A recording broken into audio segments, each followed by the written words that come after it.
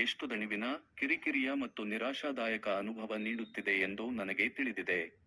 ನಿಮ್ಮ ದೇಹವು ನಿಮ್ಮ ಹತೋಟಿಯಲ್ಲಿ ಇಲ್ಲದಿದ್ದಾಗ ಸೋಲೊಪ್ಪಿಕೊಂಡಂತೆ ಅನಿಸುವುದು ಸಹಜ. ಆದರೆ ನಾವು ಅದನ್ನು ಈಗಿನಿಂದಲೇ ಮತ್ತೆ ನಮ್ಮ ಹತೋಟಿಗೆ ತರಲಿದ್ದೇವೆ. ನಿಮ್ಮ ಜೀರ್ಣಾಂಗ ವ್ಯವಸ್ಥೆಯು ಈಗ ಅತಿಯಾಗಿ ಶ್ರಮವಹಿಸಿ, ದಣಿದಿದೆ, ಅದಕ್ಕೆ ಸ್ವಲ್ಪ ವಿಶ್ರಾಂತಿಯ ಅಗತ್ಯವಿದೆ. ಈ ಉರಿಯೂತವನ್ನು ಕಡಿಮೆ ಮಾಡಿ, ಒಳಗಿನ ಪದರವು ಗುಣವಾಗಲು ನಾವು ಸಮಯ ನೀಡಬೇಕು. ಇದು ಕೇವಲ ಆಹಾರದ ಪಟ್ಟಿಯಲ್ಲ, ಇದು ನಿಮ್ಮ ಚೇತರಿಕೆಯ ಮದ್ದು, ಪ್ರಿಸ್ಕ್ರಿಪ್ಷನ್. ಹಂತ 1, ಜೀರ್ಣಾಂಗದ ಮರುಹೊಂದಾಣಿಕೆ. ಮುಂದಿನ 24 ರಿಂದ 48 ಗಂಟೆಗಳು, ನಾವು ನಿಮ್ಮ ಜೀರ್ಣಾಂಗ ವ್ಯವಸ್ಥೆಗೆ ಸಂಪೂರ್ಣ ವಿಶ್ರಾಂತಿ ನೀಡಲಿದ್ದೇವೆ. ನಿಮ್ಮ ದೇಹದಲ್ಲಿ ನೀರಿನಂಶ ಕಡಿಮೆಯಾಗದಂತೆ ನೋಡಿಕೊಳ್ಳುವುದು ಮತ್ತು ಜೀರ್ಣಿಸಿಕೊಳ್ಳಲು ಸುಲಭವಾದ ಶಕ್ತಿಯನ್ನು ನೀಡುವುದು ನಮ್ಮ ಗುರಿ.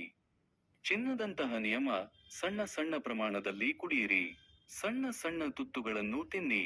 ವ್ಯವಸ್ಥೆಯ ಮೇಲೆ ಎಂದಿಗೂ ಹೆಚ್ಚಿನ ಹೊರೆ ಹಾಕಬೇಡಿ. ಜಲ ಸಂಚಯನ, ಹೈಡ್ರೇಷನ್, ಅನಿವಾರ್ಯ.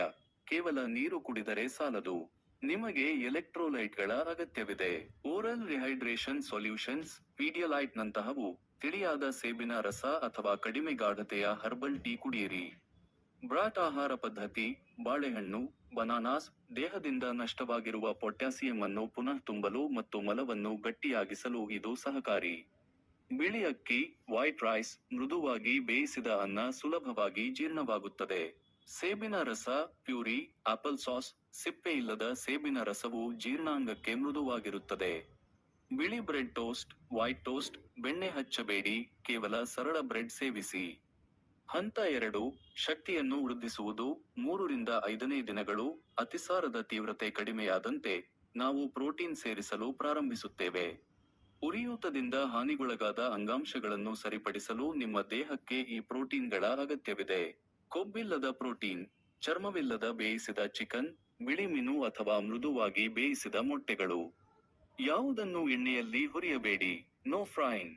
ಬೇಯಿಸಿದ ತರಕಾರಿಗಳು, ಸಿಪ್ಪೆ ತೆಗೆದ ಕ್ಯಾರೆಟ್ ಅಥವಾ ಹೀರೆಕಾಯಿಯಂತಹ ತರಕಾರಿಗಳನ್ನು ಚೆನ್ನಾಗಿ ಮೆತ್ತಗೆ ಬೇಯಿಸಿ ಸೇವಿಸಿ. ಗ್ಯಾಸ್ ಉಂಟುಮಾಡುವ ಬ್ರೊಕೊಲಿ ಅಥವಾ ಬೀನ್ಸ್ ಸೇವಿಸಬೇಡಿ. ಸರಳ ಪಿಷ್ಟ ಪದಾರ್ಥಗಳು, ಸಾಲ್ಟೀನ್ ಕ್ರ್ಯಾಕರ್ಸ್ ಅಥವಾ ಪ್ಲೇನ್ ಪಾಸ್ಟಾ. ಖಂಡಿತ ಬೇಡ ಎನ್ನುವ ಪಟ್ಟಿ: ಇವುಗಳಿಂದ ದೂರವಿರಿ. ಸಂಪೂರ್ಣವಾಗಿ ಗುಣವಾಗಲು, ಈ ಕೆಳಗಿನವುಗಳಿಂದ ನಿಮ್ಮ ಜೀರ್ಣಾಂಗವನ್ನು ರಕ್ಷಿಸಲೇಬೇಕು. ಡೈರಿ ಉತ್ಪನ್ನಗಳು, ಹಾಲು, ಮೊಸರು. ನಿಮಗೆ ಹಾಲಿನ ಅಲರ್ಜಿ ಇಲ್ಲದಿದ್ದರೂ ಸಹ, ಅತಿಸಾರದ ಸಮಯದಲ್ಲಿ ದೇಹಕ್ಕೆ ಹಾಲಿನ ಸಕ್ಕರೆಯನ್ನು ಜೀರ್ಣಿಸಿಕೊಳ್ಳುವ ಶಕ್ತಿ ಇರುವುದಿಲ್ಲ. ಕೆಫೀನ್ ಮತ್ತು ಆಲ್ಕೋಹಾಲ್: ಇವು ಜೀರ್ಣಾಂಗದ ಚಲನೆಯನ್ನು ವೇಗಗೊಳಿಸುತ್ತವೆ, ಇದು ಸಮಸ್ಯೆಯನ್ನು ಉಲ್ಬಣಗೊಳಿಸುತ್ತದೆ. ಎಣ್ಣೆ ಮತ್ತು ಮಸಾಲೆ, ಕರಿದ ಪದಾರ್ಥ